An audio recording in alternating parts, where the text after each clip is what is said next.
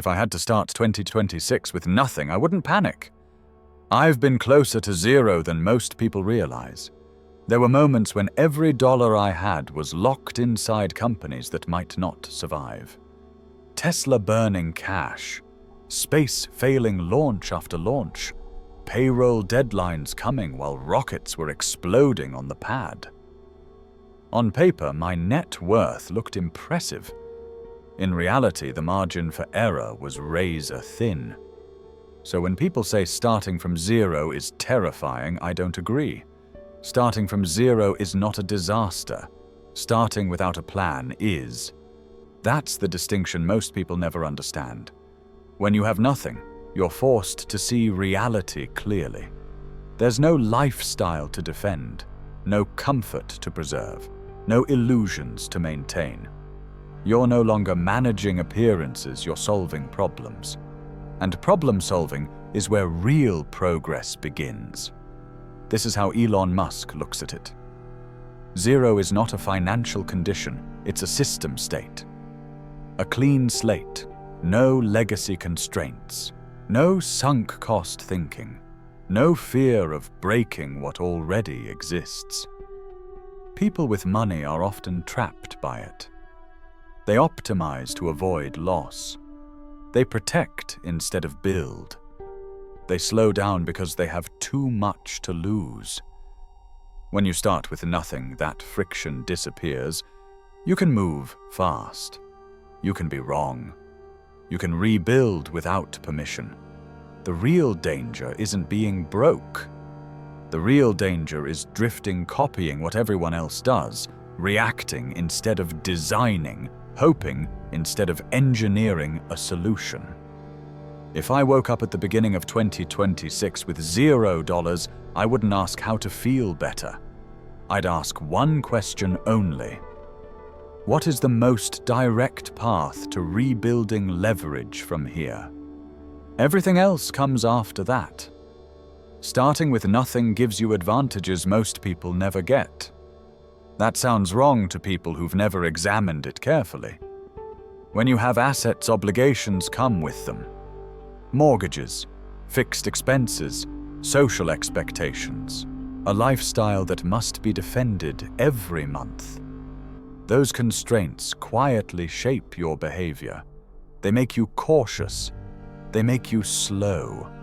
They make you optimize for protection instead of progress.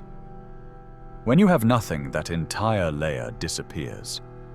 From the perspective of Elon Musk, this is not a weakness, it's leverage. You are no longer playing defense. You are free to take risks that would be irrational for someone with something to lose. There's another advantage people overlook. Mistakes are cheap. If you experiment and fail when you're starting from zero, the cost is limited. A few weeks of effort, a few $100, some embarrassment. That's not failure, that's data. When you're already wealthy, a single bad decision can cost millions and lock you into years of recovery. Early-stage mistakes are tuition. Late-stage mistakes are amputations. And then there's compounding working in your favor instead of against you. Most people don't realize this, but bad decisions compound just like good ones.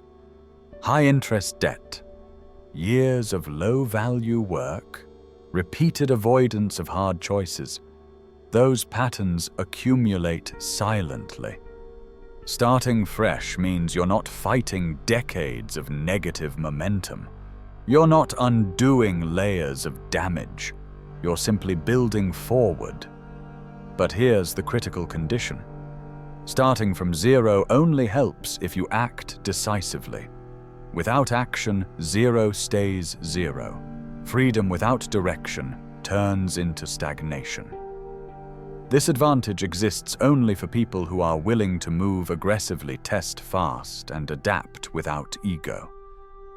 That's why most people who start broke end broke. Not because the system is rigged, but because they never use the one advantage they actually have. The first move is not about growth. It's about survival. If you start with zero, money is leaving your system faster than it's coming in. That's not a motivation problem. It's a physics problem. A system that leaks faster than it fills will always collapse, no matter how optimistic you are. So the first rule is simple. Stop the bleeding. This is how Elon Musk would approach it, like an engineer debugging a failing machine. Before you optimize performance, you isolate the leaks. Every outgoing dollar gets audited. Subscriptions, payments, habits, convenience spending disguised as normal life. None of it gets a pass. If it doesn't directly keep you alive or enable income, it's gone. This isn't about deprivation. It's about regaining control. When resources are scarce, optional spending is a design flaw. Cars with payments get sold. Fixed costs get cut to the bone. Meals become fuel, not entertainment. Comfort is temporarily suspended because comfort is expensive when you haven't earned it yet. Most people resist this step emotionally. They say, "I deserve some enjoyment." That belief is exactly what keeps the system broken. You don't fix a damaged engine by adding accessories. This phase is temporary, but it is non-negotiable. The goal isn't to live this way forever. The goal is to change the direction of cash flow immediately. Once money stops escaping, even small inputs start to matter. Momentum can finally reverse. Until then, nothing else works. Not investing, not side hustles, not motivation. You don't build a future while the present is actively draining you. At this stage, most people make a critical mistake. They try to invest. They read about stocks. They watch videos about passive income. They put $50 or $100 into something and tell themselves they're doing the right thing. From a distance, it looks responsible. In reality, it's distraction. If you're starting from zero, investing is not the solution yet. From the perspective of Elon Musk, this is a sequencing problem. You don't optimize returns before you stabilize inputs. You don't tune an engine that's still leaking fuel. When capital is near zero, the bottleneck is not return on investment. The bottleneck is income. No amount of clever allocation can compensate for insufficient cash flow. A 10% return on almost nothing is still almost nothing. This is why the next phase is not about markets or assets.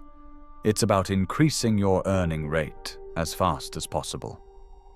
You sell time, you sell skills, you sell effort. Whatever creates immediate inflow takes priority. This isn't about passion. It isn't about long-term identity. Those questions come later. Right now, the objective is simple. Widen the gap between what comes in and what goes out. People underestimate how powerful this shift is. Once income rises, options appear. Stress drops. Decisions improve. You stop thinking in terms of survival and start thinking in terms of systems. Trying to invest before fixing income is like trying to build a launch vehicle without fuel. The structure might look impressive, but it's not going anywhere. First, you generate thrust. Everything else waits. Now the focus shifts to one thing: output. When you're starting from zero, time is your primary asset. Not ideas, not optimism. Time and effort applied with intensity. This is where most people hesitate, and it's where momentum is either created or lost. From the standpoint of Elon Musk, this phase is about running the system at maximum capacity for a short, defined period. Not forever, long enough to generate leverage. That means working more than feels reasonable. One income stream is rarely enough at this stage, a primary job that pays the most available rate. Additional work layered on top freelance contract commission-based roles or any task that converts hours directly into cash. Evenings and weekends are not free time yet. They are unused capacity. This isn't punishment. It's acceleration.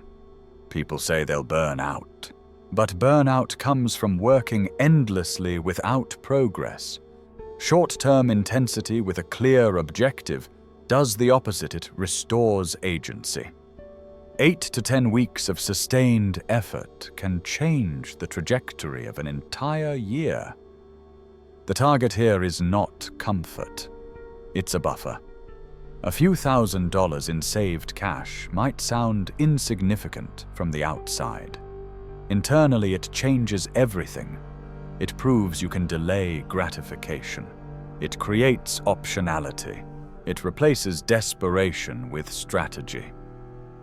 Psychologically, this is the turning point. You stop identifying as someone who is behind and start thinking like someone who is building. The noise fades. Decisions become cleaner. This phase is uncomfortable by design, but it's finite. And without it, the system never leaves the ground. You don't escape zero by thinking harder. You escape it by producing more fast enough to change the equation. Once that first buffer exists, the instinct to move fast becomes dangerous. This is where discipline matters. From the perspective of Elon Musk, the next step is not growth, it's stability. Before you accelerate, you build a safety margin that prevents a single unexpected event from resetting everything to zero. This is the emergency wall. Unexpected costs are not rare anomalies. They are guaranteed.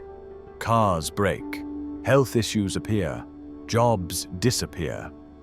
When you don't have cash, these events force bad decisions at the worst possible moment. You liquidate too early. You borrow at terrible terms. You abandon progress to survive. That's why investing too early is one of the most common failure modes. People get excited after saving their first few thousand. They want momentum. They want to feel smart. So they deploy the money only to be forced to pull it back out when life intervenes. The result is not just financial loss, but psychological damage. They conclude that it doesn't work and stop.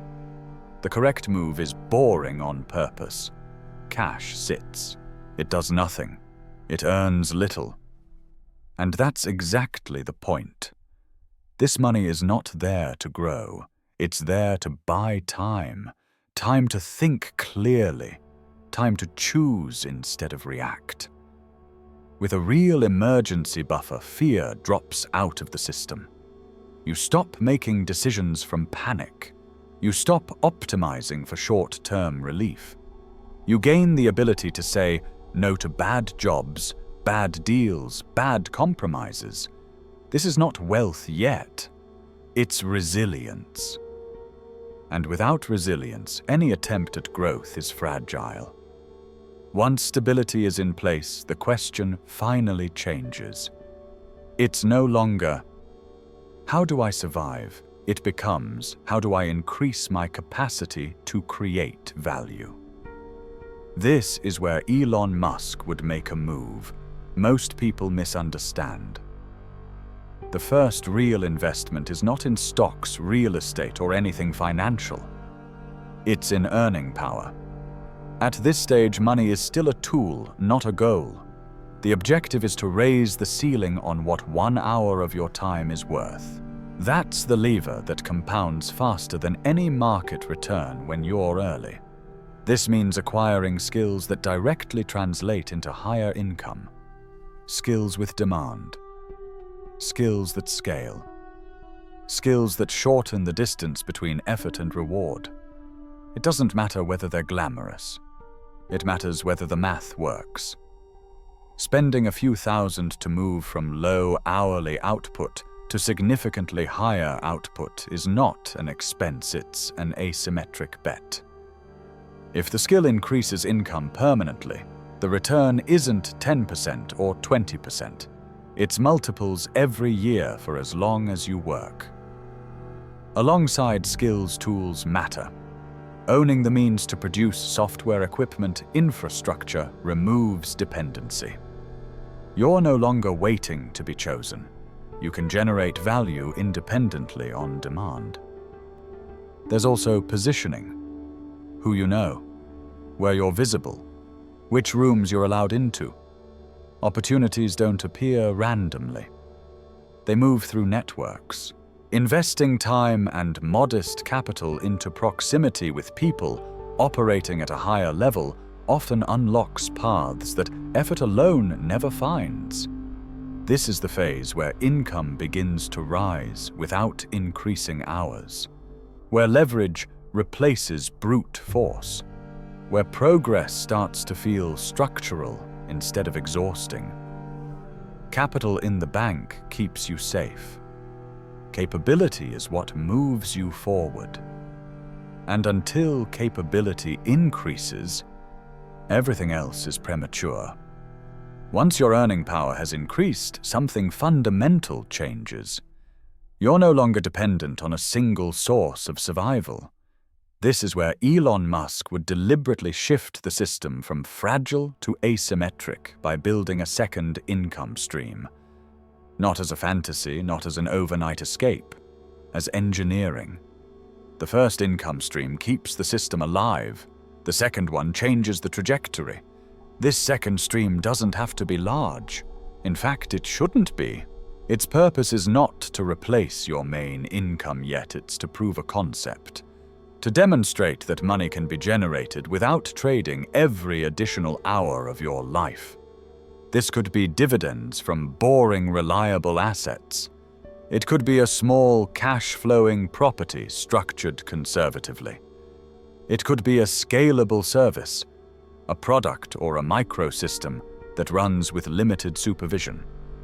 The key requirement is simple. It must function while your attention is elsewhere. Most people misunderstand this phase. They chase passive income before they have stability skills or discipline. That's backwards. Passive systems only work when built on top of an active foundation. At this stage, the second income stream does something more important than generating money. It changes how you think.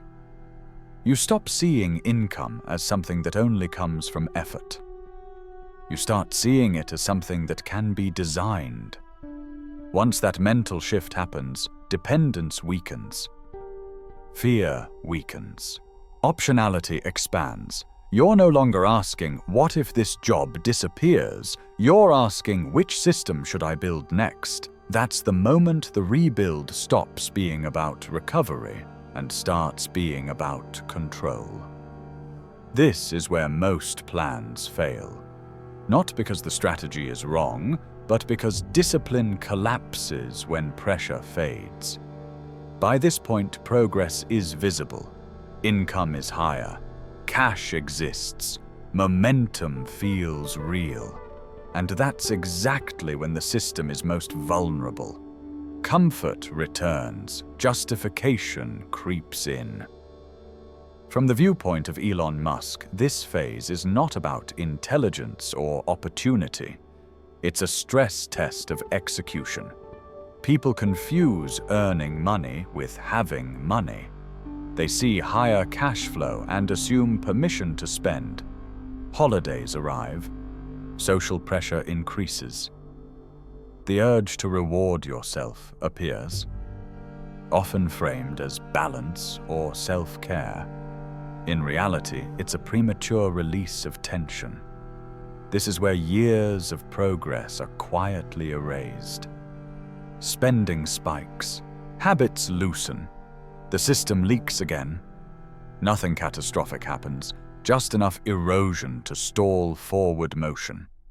By the time people notice, they're back where they started, wondering how momentum vanished. The correct response is counterintuitive. This is not the moment to celebrate. It's the moment to protect. Review everything. What worked? What didn't? Where money actually went? Where effort produced leverage and where it was wasted. Adjust ruthlessly. Cut again if needed. Tighten the system instead of relaxing it. Progress is fragile before it's permanent. Elon Musk has seen this pattern repeatedly. Breakthroughs don't fail at the beginning. They fail near the end when vigilance drops. Finishing strong requires more discipline than starting hungry. This phase separates people who feel like they're changing from people who actually do. Because discipline isn't proven when things are hard. It's proven when things start to feel easy. By the end of the year, the outcome is clear. Not because of luck, not because of intelligence, but because of sequence and execution. From the perspective of Elon Musk, the first year is never about domination. It's about positioning. Defense first, systems second, scale later. If you followed this process, you're no longer reacting to life. You're designing it. You have cash buffers instead of panic, skills instead of excuses, multiple income paths instead of dependence. Most importantly, you've proven something to yourself that can't be taken away. You can execute a long plan without quitting. That's the real asset. Year 1 is about survival and structure. Year 2 is where offense begins. With a foundation in place, risk becomes intelligent instead of reckless. You can invest more aggressively. You can build bigger systems. You can walk away from low-leverage work because you're no longer cornered. Most people never reach this point. They restart every January. They mistake motivation for progress. They confuse motion with direction. This is different. If you start with nothing and end with control, the numbers will follow. Wealth is not built in dramatic moments. It's built by staying consistent after the excitement fades. So the question isn't whether this works. The question is whether you'll stay disciplined long enough to let it work. Because once the system is in place, momentum does the rest. And at that point, you're no longer starting over. You're just getting started.